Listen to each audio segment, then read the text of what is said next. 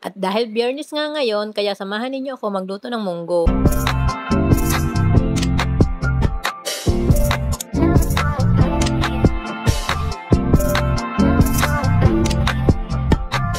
At dahil gusto ko nga masubukan agad itong in-order ko na multi-functional na pressure cooker, ayan, madali-dali ko siyang in-unbox. At ito nga siya, team puti siya guys. At sa pagtanggal ko pa lang ng takip niya, nakita ko na agad yung kanyang manual guide at ang kanyang cord.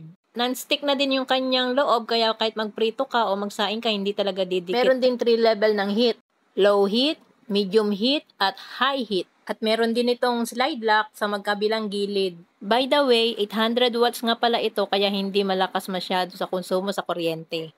At syempre, hindi na natin patatagalin. Subukan na natin magluto dito ng munggo. At ayan nga, nilagay ko na yung pork ribs at saka nilagyan ko na ng tubig. Nakasaksak na din yan kaya ipihitin na natin sa high heat. Takpan at antayin kumulo. At ayan nga, pagkaraan lamang ng ilang minuto, nakita ko kumukulo na siya kaagad.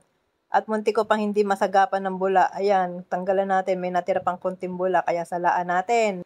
At habang nagpapalambot tayo ng karne, isasabay na rin natin dito yung ating munggo para sabay silang lumambot. At huwag na kayo magtaka kung bakit pinagsabay ko sila dahil ganyan talaga style ko magpalambot ng munggo. At saka ng karne dahil mas malasa ang sabaw niyan guys. At ayan nga, naila ko na yung magkabilang side lock niya. Antayin na lang natin na lumambot yung ating karne at saka ang ating munggo. At ayan, pagkaraan ng 10 taon, lumambot na yung ating munggo at ang karne. At syempre, bago natin tanggalin ang magkabilang side lock, kailangan na pasingaw natin yung init bago natin buksan. Kailangan mo lang i-off ang switch para bumaba ang pressure. At dahil malambot na yung ating karne at ang ating munggo, maggigisa naman tayo. Ilipat lang natin ito sa ibang kaldero. Kahit hindi mo na ito hugasan, ay okay lang. Punasan mo lang ng tissue, pwede ka na ulit magluto. At ayan nga, i-on ulit natin sa low heat. Maglagay lang ng konting mantika. At ihulog na ating bawang.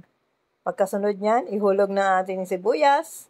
Halo-halo ng konti, ihulog naman ang luya. At pag nahalo ulit ng konti, ihulog naman ang kamatis. Kamatis na nagpapapula ng kutis. Yan, halo-haloin lang natin at isusunod na natin ihulog yung ating pork at ang munggo. Napakadali ko nga lang pala napalambot ang karne natin at ang munggo. Sa loob ng 20 minutes, malambot na yung laman dahil nga pressure cooker na rin itong ating pinaglulutuan. At ayan, halo-haloin lang natin pagkatapos natin ilagay yung karne at saka yung munggo. Maglagay tayo ng Knorr cubes at saka dagdagan natin ng sabaw. Dagdagan pa natin ng konti dahil madaling matuyuan. Kita nyo guys, bilis-bilis lang kumulo ng kanyang sabaw.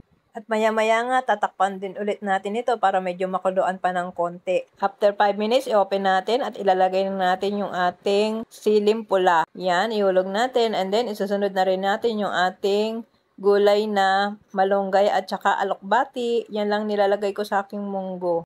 Yan, malapit na tayo makaluto. Ang bilis talagang makaluto dito sa ating multifunctional pressure cooker. Kaya kung gusto nyo nito, check the link sa comment section o kaya sa yellow basket. At heto na nga, luto na yung ating ginisang munggo. Kaya ayan. Kainan na. Thanks for watching.